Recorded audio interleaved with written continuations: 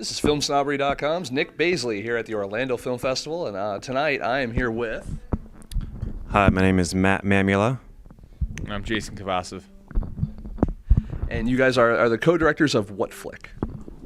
We are the co-directors of Just About. Famous.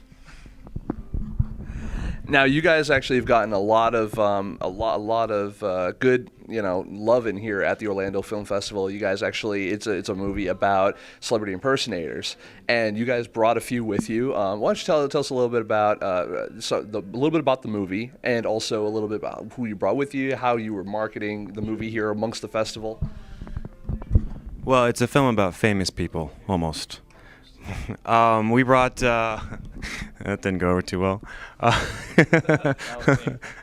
We brought our George Bush, our Barack Obama, our Sarah Palin impersonators, who actually all live local, which really works out because they work hard doing their job as impersonators, and they help us support the film by coming out for free and and really helping us out. And it's great because people really react great to them. People take pictures of Bush and with Obama, and they all love it. And so it works out great for us because, then we're not nobodies. Because otherwise nobody would be interested in short filmmakers, or for us at least. So it definitely helps out having them come out because, then people know us and like, oh, you guys brought the impersonators. So that's my take.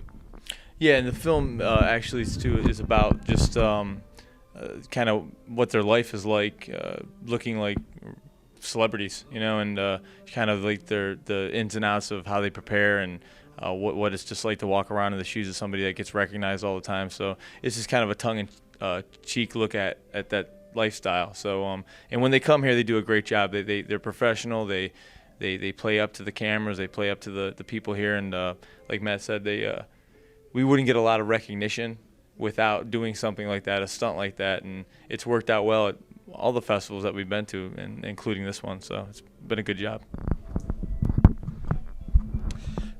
I guess I would say, why Almost Famous People? Why not? Why? Where did you find the story? I mean, was there something that either one of you guys saw, like, I don't know, in LA or something, where they always had the celebrity impersonators? Was it something on TV? Was it something? Was it something local here? I mean, or what made you say this is the story? When I came across a book called Fame Us, and I don't remember who the author was, but and I read somewhere they did an annual convention here in Orlando, which is obviously in our backyard, and we were trying to generate some interest for a feature we're making. So I thought, well, let's make a short to start networking, get it out there. And my first original take was the idea of celebrity has become so exaggerated in this country. I wanted to get an idea of what it's like for these people to deal with celebrity, but they're like regular folks. They kind of got thrust into it. And I thought it would be this kind of like really in-depth piece about how warped celebrity has gotten, and how people really like the celebrity is so important here that people are willing to hire somebody and pay them money just because they look like somebody famous. But ultimately, when we went there, we found that these people were just really fun-loving, and it turned out completely different than what the intention was, and which is a good thing. It's just kind of you don't see a lot of docs that are tongue-in-cheek and just fun. A lot of times they deal with heavy-hearted issues, and this one's just kind of a good time. So. Well, it was really fun for me, like when we actually got there, because like they were kind of all showing up, and it was really cool. Like, oh, look, there's Bush, and there's like for me the first day seeing all of them, it was really exciting. It was like like I was a kid in a candy store. Like there's all of these impersonators and all these different actors, and it was fun. I mean, at that point, I think I was like, all right, this can be cool, hopefully. Did you guys have any issues with access to any of these, these people? I mean, did they ever felt intruded upon? Did you have to kind of be like, look, we promise we'll make, this is not here to make fun of you. This is here to show your story and to show your talent as an impersonator and as a for lack of a better term, performer, and and kind of a little bit of the story behind it. How do you approach these people to get them to share and open up to you? Well, the nature of these individuals is that they really do love the attention. I mean, that's the one thing that was very easy for us to do. But there was an element of, I guess the Tonight Show had been out to the convention a year or two before, and they had mocked a lot of them. So the guy, Greg Thompson, runs the festival, let us know early on, like, listen, if I find out that you're mocking them or asking them questions that aren't legitimate, then you're going to get out of here. We're not going to let you stay. And after we did our first couple interviews with people, it spread like wildfire. I mean, people were just tracking us down saying, I want to be interviewed by you, please put us, and we just didn't have enough time. I mean, so it turned out to be a really good thing in that, we've been really embraced by that community. All the impersonators have enjoyed the film. They think that it does a good job putting them in a positive light, because they do get ridiculed and mocked in some regards, or there's a misconception about them. So after that first interview, the first two interviews, they talked to each other and it spread around, and they all were trying to track us down, like, let me talk to you. I want to be interviewed, and we just didn't have enough time, really. That's what it came down to. Well, even too after the film, like the Dame Edna and the Whoopi were specifically saying, like, we're so happy that you guys did this, because it really kind of showcases that, we're our performers and we work hard at this, and we're not just, crazy people who think we're the, real people. They work hard at it, and they're glad that there's something out there that kind of shows the positives of what they do. Now, you had mentioned that you had done this as kind of a precursor to doing a feature. I mean, what kind of feature are you guys looking to do in the future? We have our future feature. We have a couple, actually. We have one working on about the beer and peanut vendors of baseball. We got one about working on now about female football players, and then one about dwarf tossing. Dwarf tossing. Okay, I'll go with that. Now, now, how do you go about choosing the subjects for these films? Because they're not necessarily something that'd be the first thing to think of. It's like, beer and peanut vendors, stuff like that. I can see the title now. Buy me some peanuts and Cracker Jacks. Where do you come up with the ideas? Is it just like? Is it like Anchorman, which is like, I love lamp. Do you really love the lamp? I love lamp. So. I mean, it's really like, we got plenty of ideas. It's a matter of, like, do we have access, and can we do it? Can we do it? Like, this one was great because it was all local. We could shoot, and then don't have to travel. Some of these ideas, the working for Peanuts, which is the peanut and the beer and peanut one, it's a lot tougher because there's a lot of travel involved, so we got to find funding and stuff like that. So whatever we can do. We're kind of grassroots filmmakers, so it's whatever we can do is what we do.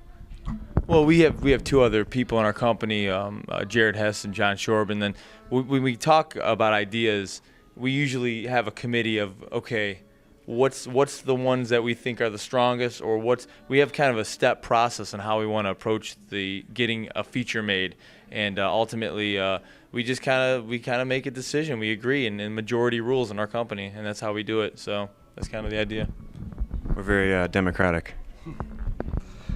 Well, it's a good thing you brought Barack Obama with you. Bush didn't agree. Bush didn't agree. He never does. He's a rebel.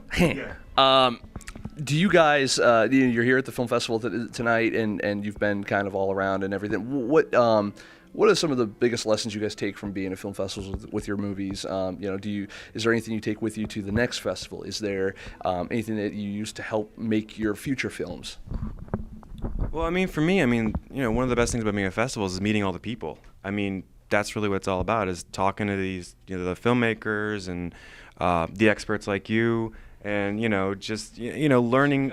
Learning. Because, with each festival, we meet more and more people, and, someone knows someone who knows someone, or, someone else gives you advice on this, and then someone else gives you, you should try this direction.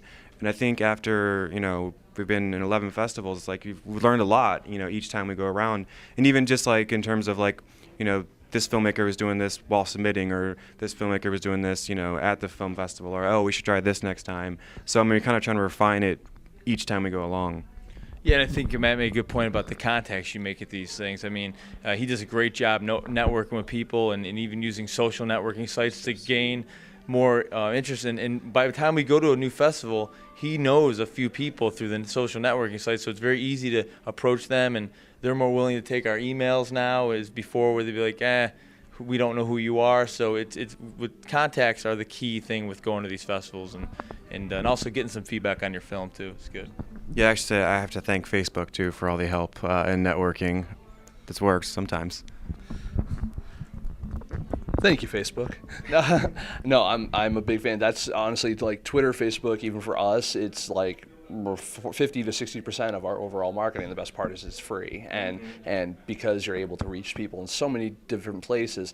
What do you think it is about people who are impersonators that it's so acceptable? You know, like it's funny. You see a cross-dresser, some people might say, "Oh, look at the weirdo." You look at an impersonator, and they go, "Let's go take a picture with that person."